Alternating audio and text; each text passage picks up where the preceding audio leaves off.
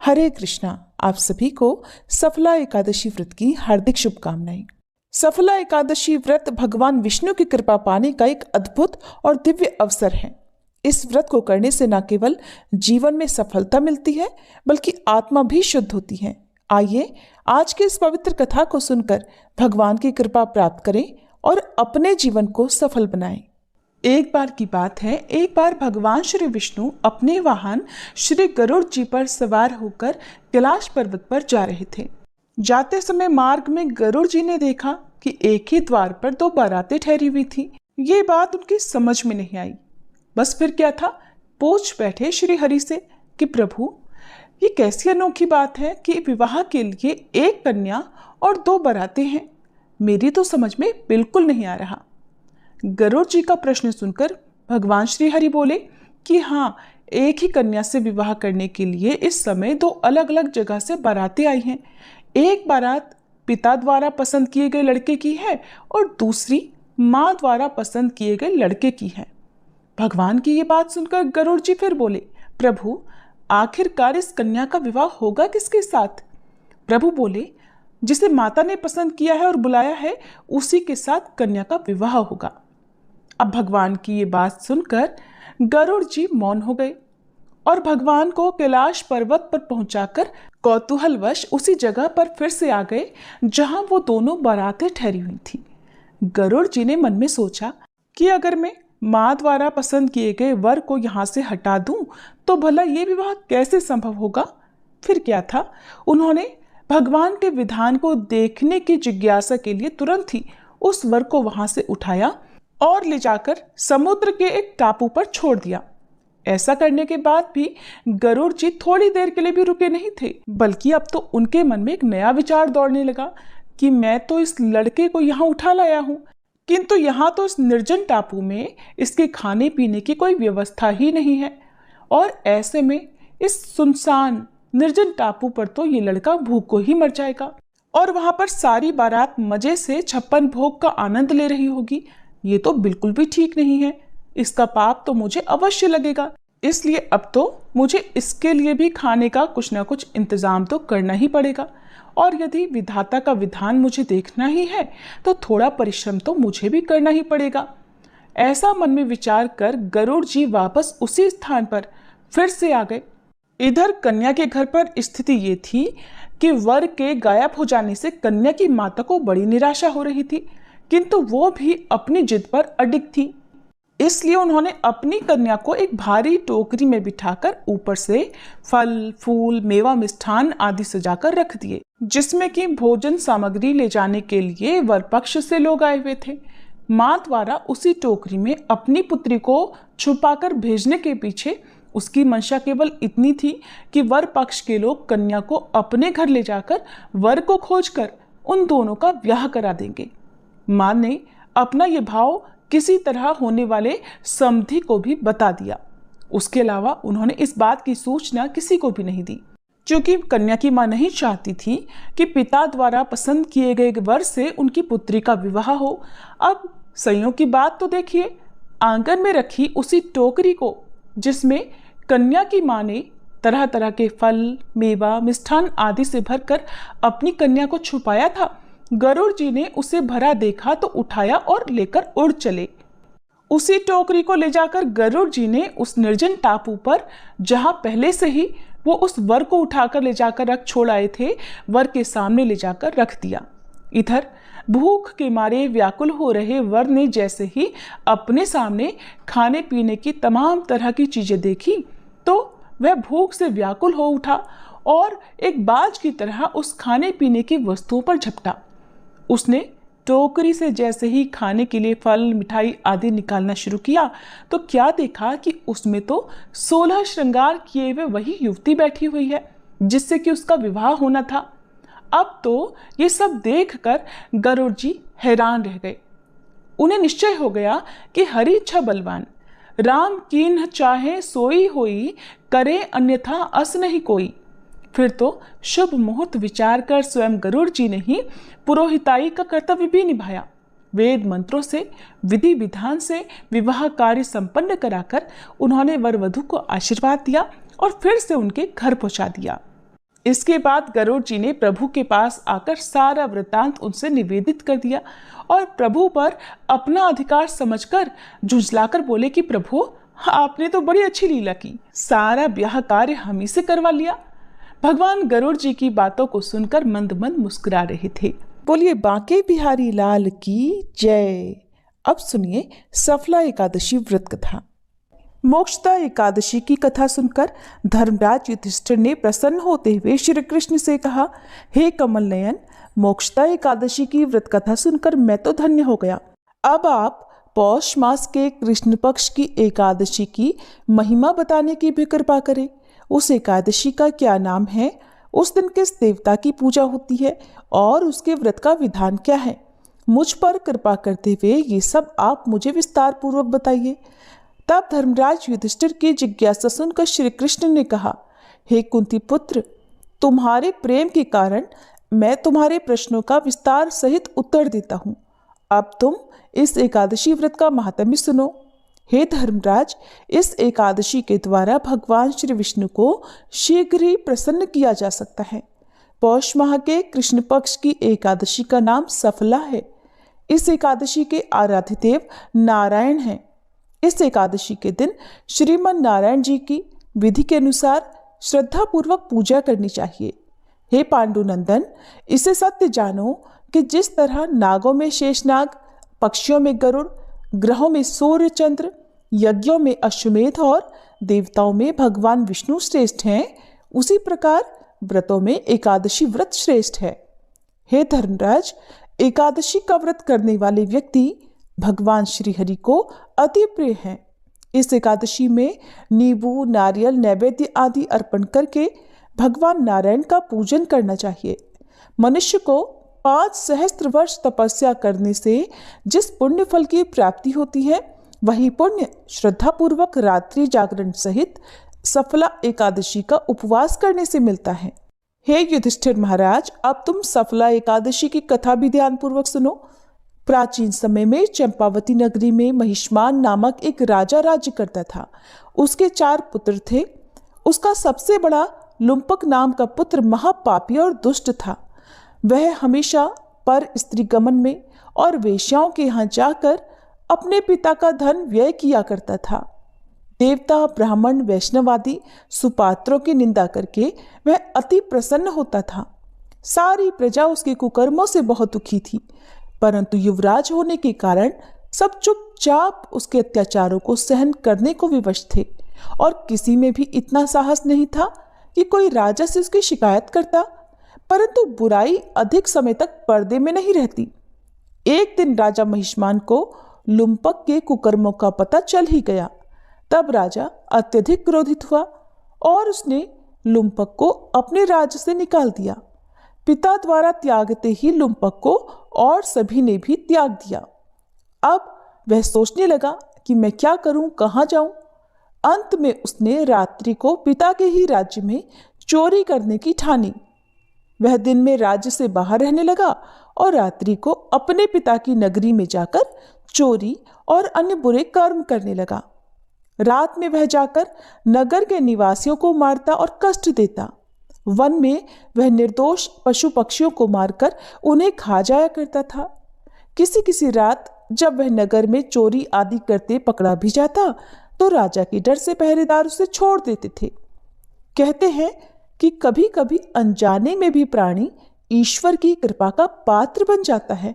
ऐसा ही कुछ हुआ लुम्पक के साथ भी। जिस वन में वह रहता था वह वन भगवान को भी बहुत प्रिय था और उस वन में एक प्राचीन पीपल का वृक्ष था और उस वन को सभी लोग देवताओं का क्रीड़ा स्थल मानते थे। वन में उसी पीपल के वृक्ष के नीचे महापापी लुम्पक रहने लगा। कुछ दिनों बाद पौष मास के कृष्ण पक्ष की 10वीं तिथि के दिन वस्त्रहीन होने के कारण लुम्पक तेज ठंड से मूर्छित हो गया। ठंड के कारण फिर वह रात को सो ही नहीं सका और उसके हाथ पैर अकड़ गए। बड़ी मुश्किल से, बड़ी कठिनाई से वह रात बीती, किंतु सूर्य उदय होने पर भी उसकी मूर्छा नहीं टूटी और वह ज्यों का त्यों पड़ा रहा। सफला एकादशी की दोपहर तक वह पापी मूर्छित ही पड़ा रहा। जब सूर्य के तपने से उसे कुछ गर्मी मिली तब दोपहर में कहीं उसे होश आया और वह अपने स्थान से उठकर किसी तरह चलते हुए वन में भोजन की खोज में भटकने लगा। उस दिन वह शिकार करने में असमर्थ था, इसलिए पृथ्वी पर गिरे हुए फलों को लेकर पीपल के वृक्ष के नीचे गया। तब तक भगवान सूर्य अस्ताचल को प्रस्थान कर गए थे, अर्थात सूर्यास्त हो चुका था। भूखा होने के बाद भी वह उन फलों को नहीं खा सका, क्योंकि कहाँ तो वह नित्य जीवों को मारकर उनका मांस खाया करता था और आज कहाँ उसे खाने को ये फल मिले थे।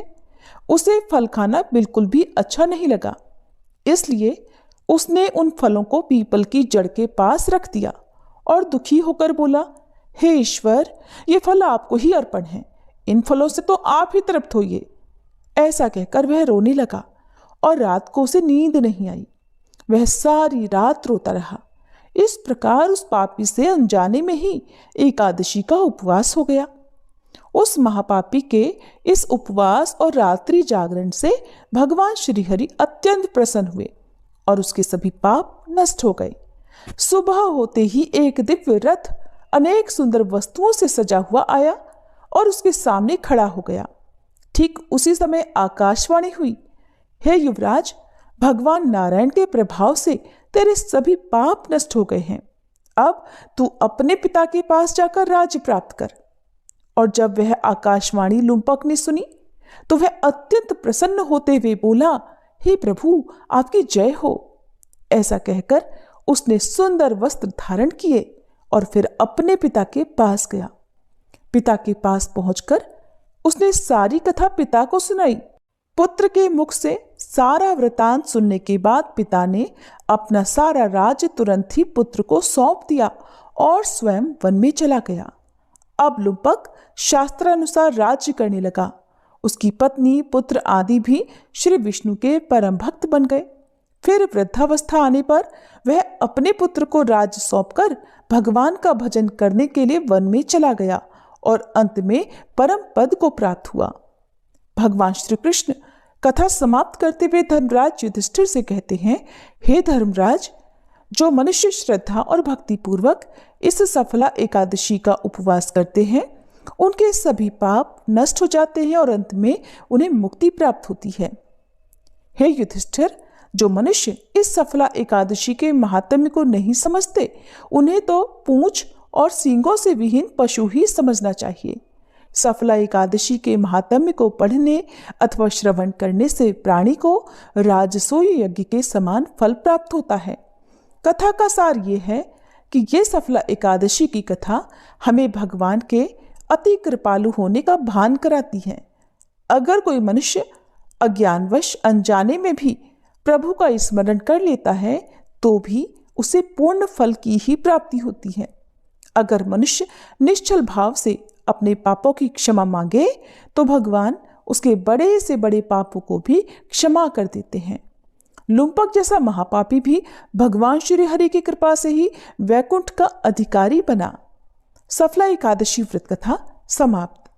अब सुनिए 11 माता की कथा। एक बार देवर्षि नारद जी वैकुंठ लोक गए। वहां उन्होंने भगवान श्री नारायण जी को प्रणाम किया। फिर नारद जी ने श्री नारायण जी से कहा, प्रभु, पृथ्वी पर अब आपका प्रभाव कम हो रहा है। धर्म पर चलने वालों को कोई शुभ फल प्राप्त ही नहीं हो रहा। जो पाप कर रहे हैं उनका तो भला हो रहा है। तब श्री नारायण भगवान कहने लगे, देवर्षि, ऐसा नहीं है।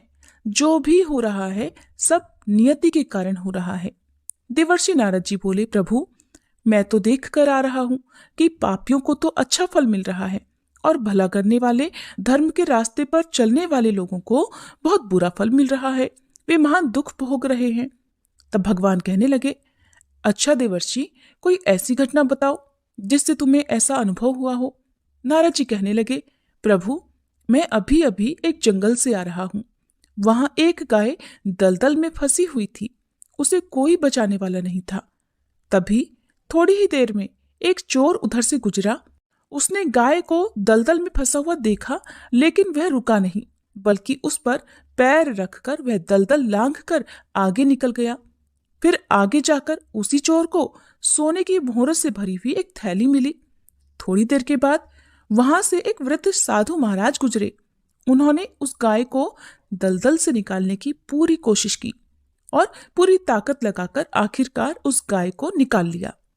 लेकिन प्रभु, मैंने देखा कि गाय को दलदल से निकालने के बाद भी जब वह साधु महाराज आगे गए तो खुद एक गड्ढे में गिर गए और उन्हें चोट भी लग गई। बताइए प्रभु, ये कौन सा न्याय है कि जिसने गाय की मदद की उसे दुख मिला, बल्कि जो गाय के ऊपर पैर रखकर आगे बढ़ गया उसे सोने की मोहरों भरी थैली मिल गई। नारद जी की बात सुनने के बाद नारायण भगवान बोले, देवर्षि, ये सही ही हुआ है। जो चोर गाय पर पैर रखकर भाग रहा था उसकी किस्मत में तो एक खजाना था, लेकिन उसके इस पाप के कारण उसे केवल कुछ ही मोहरें मिली। वहीं इन साधु महाराज को गड्ढे में इसलिए गिरना पड़ा क्योंकि उनके भाग्य में मृत्यु लिखी हुई थी, लेकिन गाय को बचाने के कारण उनके पुण्य बढ़ गए और उनकी मृत्यु एक छोटी सी चोट में बदल गई। देवर्षि, इंसान के कर्म से ही उसका भाग तय होता है, इसलिए अच्छे कर्म करना कभी भी किसी भी परिस्थिति में छोड़ना नहीं चाहिए। ये सुनकर नारद जी बहुत प्रसन्न हुए और लक्ष्मी नारायण भगवान की जय जयकार करते हुए बैकुंठ लोक से चल दिए। प्रेम से बोलिए, श्री लक्ष्मी नारायण भगवान की जय, देवर्षि महाराज की जय। अब आप सभी बहुत ही प्रेम से एकादशी माता की कथा भी सुनिए। एक बार एक बूढ़ी माँ ने वृद्धावस्था में एकादशी का व्रत रखा। वैसे तो वह अपने पूरे जीवन काल में एकादशी का व्रत रखती आ रही थी, लेकिन वृद्धावस्था होने के बाद भी वह इस व्रत को उतनी ही निष्ठा और उतने ही नियम के साथ रख रही थी। वृद्धावस्था में तो वैसे भी बहुत सारी बाधाएं होती हैं। वैसे तो बूढ़ी माँ को भगवान की कृपा से सारी सुख सुविधाएं प्राप्त थी, लेकिन फिर भी वह अपने परिवार की सुख समृद्धि की कामना से इस कठिन व्रत को रखने लगी। वे अधिकतर एकादशी का व्रत निर्जल ही रखती थी। एकादशी का दिन आने पर उन्होंने इस बार भी निर्जल व्रत रखा। दिन भर उन्हें प्यास लगी रही, लेकिन किसी तरह उन्होंने अपने मन को संयम में रखकर पूजा पाठ किया और कथा सुनी। पंडित जी को मिट्टी के पात्र में भरकर पानी और ऋतुफल दान में दिए। दोना भरकर शक्कर भी बांटी। उन्हें गर्मी के कारण बहुत बेचैनी हो रही थी, इस कारण से वह बड़ी देर तक पानी में हाथ पैर डालकर बैठी रही, पानी से बार बार कुल्ला करती रही। तब कहीं जाकर उन्हें थोड़ी देर के लिए आराम मिला, चैन पड़ा, लेकिन थोड़ी देर के बाद उनका फिर मुंह सूखने लगा। एक तो धूप बहुत तेज पड़ रही थी, इस कारण बूढ़ी माँ बहुत ही बेचैन हो रही थी। एक तो बुढ़ापा, ऊपर से भयंकर गर्मी। वृद्धावस्था की स्थिति तो इसी प्रकार की होती है। फिर जैसे तैसे रो धोकर किसी प्रकार दिन कट पाया। अब पहाड़ सी रात उनके सामने थी, जिसका कटना बड़ा ही मुश्किल दिखाई दे रहा था। चारपाई पर पड़े पड़े भी शांति नहीं मिल रही थी और बूढ़ी माँ प्यास के मारे बार बार करवट बदल रही थी। कई बार वे घर से बाहर जाती, फिर अंदर आ जाती। न उन्हें घर के बाहर शांति मिल रही थी, न अंदर। वे चारपाई पर पड़ी पड़ी बार बार एकादशी माता का ध्यान करती रही और कहती रही, हे माता, आप मेरी लाज रखिएगा, आप मुझे शक्ति दीजिएगा, जिससे मैं भली भांति आपका ये व्रत कर सकूं और ये पहाड़ सी रात शांति के साथ बीत सके। प्यास के कारण बूढ़ी माँ की बेचैनी तो बढ़ ही रही थी। उन्होंने धैर्य रखने का बहुत प्रयास किया, किंतु सहनशीलता की सीमा टूट गई और वे घबराकर प्यास के मारे एकदम चिल्ला पड़ी, चिल्लाने लगी कि बचाओ बचाओ, मेरे प्राण निकल रहे हैं।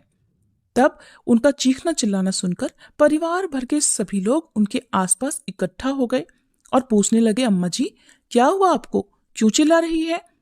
आप इस बुढ़ापे में इतने कठिन व्रत को क्यों कर रही हैं? अम्मा जी, शक्ति हो तभी भक्ति होती है। जब आपकी सामर्थ्य निर्जल व्रत करने की नहीं है तो आप क्यों जल का त्याग कर रही हैं? आप पानी पी लीजिए। तब वे बूढ़ी माँ अपने परिवारजनों से कहने लगी, अरे मेरे तो प्राण ही निकले जा रहे हैं, जरा कोई मेरी छाती पर ठंडे पानी का घड़ा तो रख दो। तब नातियों ने दादी की छाती पर ठंडे पानी का घड़ा रख दिया। तब कहीं उन्हें थोड़ा आराम मिला। थोड़ी देर के लिए उन्होंने अपनी आंखें बंद कर ली। इधर एकादशी माता ने सोचा कि ये तो बूढ़ी अम्मा है और बहुत नियम पालन के साथ व्रत भी रखती हैं, चलकर इनकी परीक्षा ली जाए। तब वे आधी रात को मुर्गा बनकर टेर लगाने लगी। अपने घर के द्वार पर मुर्गे की आवाज सुनकर दादी जल्दी से उठी। सोचा शायद सुबह हो गई, लेकिन जब बाहर जाकर देखा तो देखा आसमान में तो उन्हें कहीं भी प्रातःकालीन तारा दिखाई नहीं दिया। वे सोचने लगी कि ये मुर्गा क्यों और कैसे बोल रहा है। उन्हें प्यास तो लग रही थी, अब थोड़ा बहुत उनका मन भी बेचैन होने लगा। किंतु आखिरकार उन्होंने दृढ़ निश्चय किया कि अब तो मैं व्रत पूरा करके ही पानी पीऊंगी, भले ही मेरे प्राण निकल जाएं। ये सोचकर वो फिर से चारपाई पर निढाल होकर लेट गई।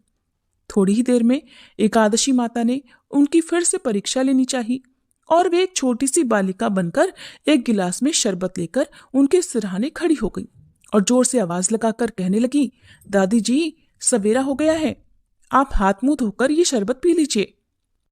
पहले तो शरबत का गिलास देखकर बूढ़ी माँ का मन ललचा गया, किंतु अचानक उन्हें याद आया कि उन्होंने तो निर्जल एकादशी का व्रत रखा है। फिर उन्होंने सोचा कि मैं तो किसी भी प्रकार से अभी शरबत नहीं पी सकती हूँ। ये सोचकर वो शांति से अपनी चारपाई पर फिर लेट गई। जब बहुत तेज की प्यास लगती है तो चारों ओर पानी ही पानी दिखाई देता है, यहाँ तक कि सपने भी पानी के ही आते हैं। पानी पीने की तड़प इतनी थी कि थोड़ी ही देर के बाद में बूढ़ी माँ को ऐसा लगा मानो किसी ने उन्हें पानी के कुएं में पटक दिया हो, और वे बहुत देर तक उस कुएं में पानी में हाथ पांव चलाती रही, किंतु उन्होंने अपने मुंह में पानी की एक बूंद भी नहीं जाने दी और वे दृढ़ता पूर्वक एकादशी व्रत का पालन करती रही।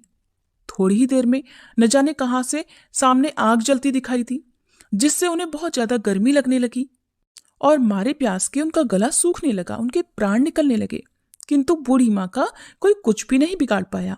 वे जहां की तहां मुस्कुराती हुई सी बैठी रही। थोड़ी ही देर में बाहर उजाला होने लगा, ऐसा लगा मानो सवेरा हो गया हो। बूढ़ी माँ ने जब बाहर निकलकर देखा तो समझ गई कि अब सवेरा होने में बस कुछ ही देर बाकी है। ये जानकर वे बड़ी शांति से इधर उधर घूमने लगी। एकादशी माता ये बात अच्छी तरह से समझ गई कि ये बूढ़ी माँ किसी भी तरह अपने व्रत से नहीं टल सकती, अपना व्रत बीच में नहीं तोड़ सकती। वह उनके सत्य व्रत को बहुत अच्छी तरह से समझ गई। सवेरा होते ही बूढ़ी माता ने स्नान किया, भगवान की पूजा पाठ की, एकादशी माता की कथा सुनी, फिर ब्राह्मणों को दक्षिणा देकर भोजन कराया, तब कहीं उन्होंने जल ग्रहण किया। कन्याओं को भोजन कराने के बाद फिर माता ने खुद भोजन किया। उस श्रेष्ठ व्रत के प्रताप से बूढ़ी अम्मा की आयु बढ़ गई। उनका घर परिवार हरा भरा हो गया। घर में अब किसी प्रकार का कोई अभाव नहीं रहा और वे हर तरह के सुख साधनों से संपन्न हो गई। नाती नातिन से उनका घर भर गया और वे उसी दिन से 12 महीने की एकादशी का व्रत उसी प्रकार निर्जल रखने लगी। और फिर एकादशी व्रत के पुण्य प्रताप से वह अपने जीवन में हर प्रकार के सुख भोग कर अंत में बैकुंठ धाम को चली गई। हे एकादशी माता, जैसे आपने उन बूढ़ी माँ और उनके परिवारजनों को सुख समृद्धि प्रदान की, जैसे आपने बूढ़ी माँ को अंत में मोक्ष प्रदान किया, वैसे ही इस कथा को सुनने वाले सभी भक्तों को सुख सुविधाएं प्रदान कर उनकी मनोकामनाएं पूर्ण